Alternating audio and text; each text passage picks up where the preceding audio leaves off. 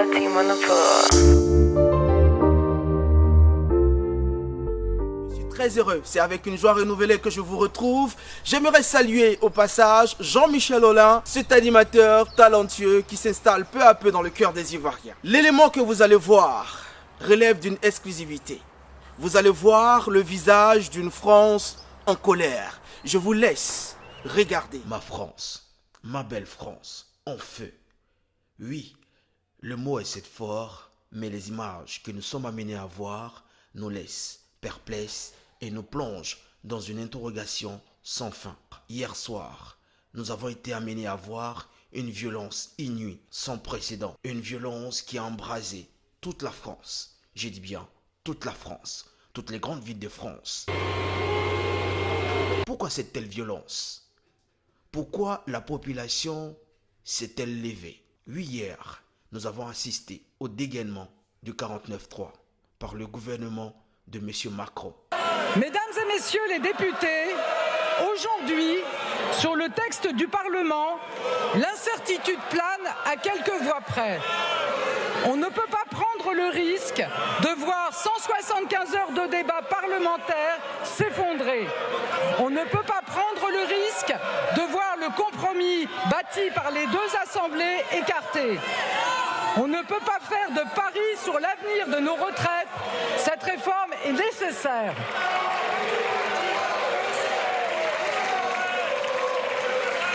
Aussi, parce que je suis attachée à notre modèle social et parce que je crois dans la démocratie parlementaire, c'est sur votre réforme, sur le texte du Parlement, fruit d'un compromis entre les deux assemblées, que je suis prête à engager ma responsabilité.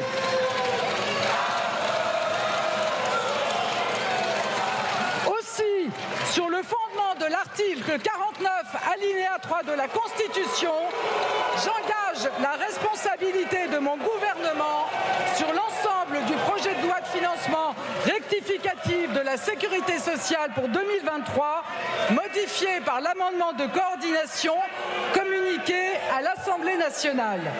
Oui, le 49-3. Malgré le fait que cette loi soit inscrite dans la Constitution française, est toujours source d'interrogation l'utilisation du 49-3 par le gouvernement d'Elisabeth Borne, mais qui fait jaser de moins en moins apprécié par la population française. Le 49-3 à la place d'un vote d'adhésion. Oui, le 49-3. Le 49-3 aujourd'hui crée une situation sans précédent en France. Une situation dépeinte par une violence dans toute la France. Écoutons ici le mot de Jean-Luc Mélenchon qui se prononce sur la décision du gouvernement de M. Emmanuel Macron, dirigé par la première ministre Elisabeth Borne. D'un côté, le 49.3 est une mesure extrêmement brutale, pardon de vous contredire, mais elle n'a pas d'équivalent, car 49.3 bloque et considère qu'une loi est adoptée tant que le gouvernement n'a pas été renversé. Nous avons un article équivalent à celui des Allemands, c'est le 49.2, ou je crois que c'est le 49.2, qui dit qu'on peut déposer une motion de défiance à l'égard du gouvernement, mais c'est en dehors de la procédure de l'adoption d'une loi. Donc ça, c'est un cas unique qui résulte, là vous avez raison, d'une situation cafardesque de la période de la 4e République, où on a essayé d'inventer, le général de Gaulle avait appelé ça la démocratie rationalisée. Bonjour tout le monde, c'était quand même une façon de serrer la gorge à tout le monde. Donc il n'y a pas d'équivalent, et donc de ce point de vue, je déplore ce 49.3. Parlons de cette réforme. Par rapport au projet initial, un Français sur deux estime que le gouvernement a fait des concessions, mais un tiers d'entre eux le juge insuffisant. Le sentiment que le gouvernement français n'a pas fait de concessions est majoritaire chez les actifs, à 56%, et en leur sein, les employés ouvriers à 60% et les 25 à 49 ans à 61%. Et politiquement, chez les électeurs de Jean-Luc Mélenchon à 66% et chez les électeurs de Marine Le Pen à 62%. Les retraités à 61%, concessions insuffisantes, 33% pas de concessions et 24% les concessions significatives. Et les électeurs d'Emmanuel Macron, 40% des concessions insuffisantes, 38% les concessions significatives et 19% pas de concessions. Pour une majorité des Français, les députés doivent adopter une démarche de compromis pour améliorer le projet du gouvernement. De la grève des éboueurs qui ternit considérablement l'image, la belle image de la France et de l'activation du 49.3, tout ce cocktail nous donne forcément une situation explosive. La France, sur le poids des violences. La France, berceau de la démocratie européenne.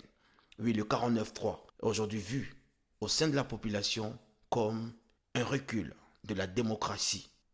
Une motion de rejet sera proposée par un groupe parlementaire à l'Assemblée nationale pour contrecarrer le 49.3 proposé par le gouvernement de la première ministre Elisabeth Borne. Est-ce que nous allons vers la fin du quinquennat Macron ou tout simplement nous allons assister à une division encore plus profonde de la France?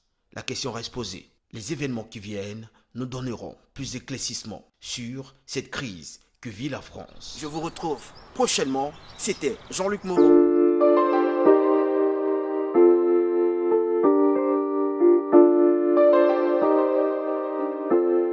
It's that team on the floor.